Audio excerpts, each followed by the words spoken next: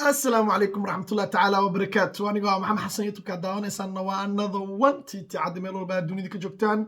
Team another one teamkan ku dhinto teamkan dunida ugu jeclaa niyad samii kalgacal ugu soo dhawaadoodna ku mahadsantihiin daawashada fiidiyodan soo dhigo. Fadlan haddii aad ku cusubtaan waxaan kaa codsanayaa daawade inaad subscribe dhaha channelka gambaleelkana furato si ay kuu soo gaaraan muuqaalada ugu dambeeya fiidiyogana like saar. Laagtu muhiim u tahay channelka bakhiilnimadiiska daa farahaaga barsida laag loo saaro. Waadna ku mahadsantihiin la jiristiina iyo la joogistiina. kuna soo dhawaada muuqaal cusub kaari weyse waa ku haysataa emaro saacaawo ninkii shoqubaaba ahaa oo tan iyo markii jirdilka loo geystay mar kale soo muuqday waxyaalo badanna sheegay fariinna diray ninkii shoqubaaba ahaa wuxuu naqday haliyey taariikhda ay xusi doonto mar bay nolosha geeri dhaantaan maqli jiray mar bay nolosha geeri dhaantaa markii tan camal ay joogto nolosha geeriya dhaanto waaye shoqubaaba geesinimadiis iyo ragnimadiis iyo falkaa ku dhacay maanta wuxuu ku noqday herow geesi dhalay ninkii u bareeray balaayada ninkii u bareeray balaayo dad badan ay ka gambadeen maantana wuxuu ku nool yahay hididiilo sharaf cizi karaamo iyo magaciisoo meel kasta la hadalhayo ninkii axmed rashiid ahaa ee dadka iska dili jiray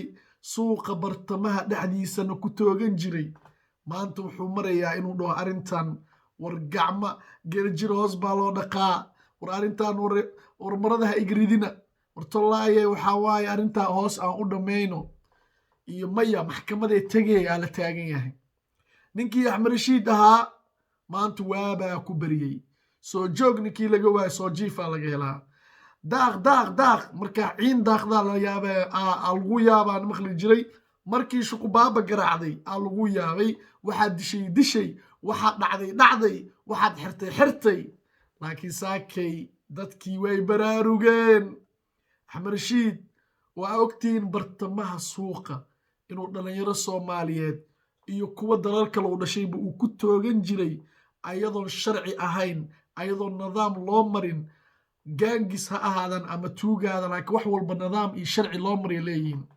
laamiga ku toogan jiray dadka soomaaliyeed ee ku ganacsadan isliina hadda dukaankuu ku leexdo baa laga sii jiray wixiisa dukaankuu hadda ku leexdo warkii la faahfaahiye muhiima dukaankuu ku leexdo maanta waxaa la dhihi jiray axmed rashiid aan soo baqdo axmed rashiid oo ku qadeey oo aanan ahayn raali micnaa oo cabsi ka muuqato dadkii intaa ay maraysa xaaladood maanta war kalaa u soo baxay war kalaa u soo ifay waa arkaysaan youtuubaradii kenya xitaa hadda qaar baa soo hadlay oo markay arkeen xaaladdu inay isbedeshay ninka axmed rashiid ahaana xaniyaa la hayo uu yaaban yahay intee ka baxaa meel alla intimaan ka baxaa meel alla dowladda kenya waxay u idmatay in uu guto waajibaad dastuuri iyo sharci ah oo ah in uu u shaqeeyo dalka maadaama uu haysto jinsiyadda dalka kenya laakiin asal ahaantiis markii urujinada loo laabto waa soomaali axmed rashiid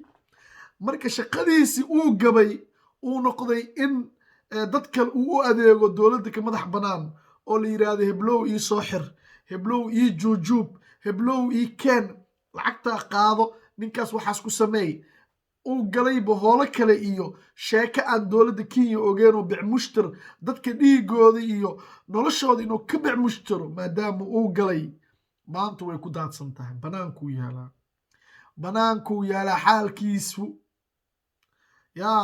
maanta xaalkiisu banaankuu yaalaa kaari weyse waa ku haysataa haysato kaari weyse waa ku haysataa ninka shoqubaaba ahaa waa soo hadlay asigoo dhaawacyo weli ka muuqdaan wuxuu yidhi waa soo afjarmay in hooyo soomaaliyeed canugeeda si bareer magaalada dhexdeed loogu dilo aanan laga hadlin way dhammaatay uu yidhi way dhammaatay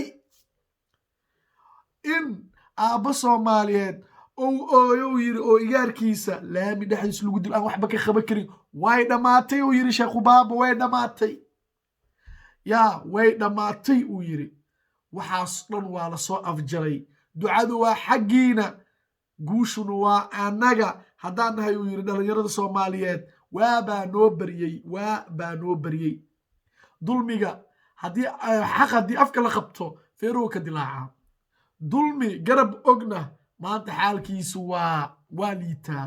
ebel waxay ahayd gardara garab og iyo gaajo guri og midna kaama leexdaan. axmed rashiid dowladda Kenya tiri cid alle ciddaa u aragto inay qalqal amni wado waa dili kartaa bareer. taasaa ku borogaraamsaneed inuu dadka iska dilo magacu bixin jiray. tooreeyo watay waxbuu dhici rabay, waxbuu samey rabay, saasuu yeeli rabay, magacunbuu u qoray maane siduu doono u dilayay, lacag u qaadanayay, dad baa hoolo u idmanayeen. war dowlad dhan buu shaqo u hayay. maxaa keenay in ilmo yaryaroo youtuubara ah uu baasiwarkoodii yaa xoog ugu qaado oo nin kale xoolahooda uu u dhiibo? waa askari, badbaadiye, ilaaliye, sharci, dal, dastuur, dad ninkii loogu talagalay wuxuu noqday dhuuniraac.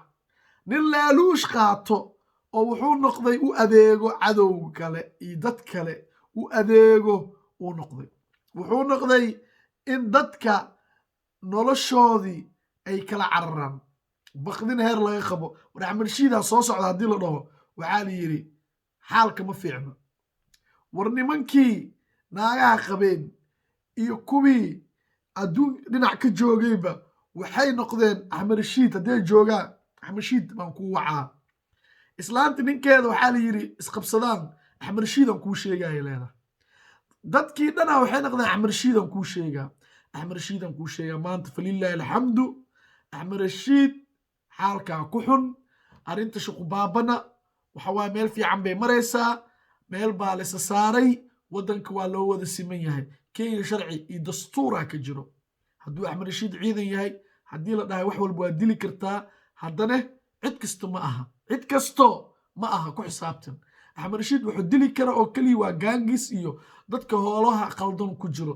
laakiin nin shaqaysanayo oo dukaankiisa dhex fadhiyo ama gurigiisa iska joogo ama youtuubar ah inuu dilo cid kama yeelayso. waddanka sharciguu leeyahay, dastuuruu leeyahay, nidaam lagu hagou leeyahay. dadka soomaaliyeed israaca. qabiil wax idin mataraayo, qabiil wax idin mataraayo. qarannimaana deeqdo. soomaali maxamedey aan ismaqalno. axmed rashiid dulmiyuu keenay. shalay haddii dadka ay u duceeyeen inuu tuugada ka nadiifiyey ee dadka u duceeyeen, maanta waa la habaaroyaa. maadaama uu dhalinyaradii soomaaliyeed inuu gacan qabto, inuu xaniinyo qabto, inuu rag u ciilo, maadaama uu gaaray, maanta xaalku waa ku xun yahay. ninka waa ku xun yahay xaaladda. u fiirso warkeyga daawade, u fiirso. ilaan nin rag nin kale haddaa ugu helisid tan oo kalea ku sugayso. ilaan ninbuu nin u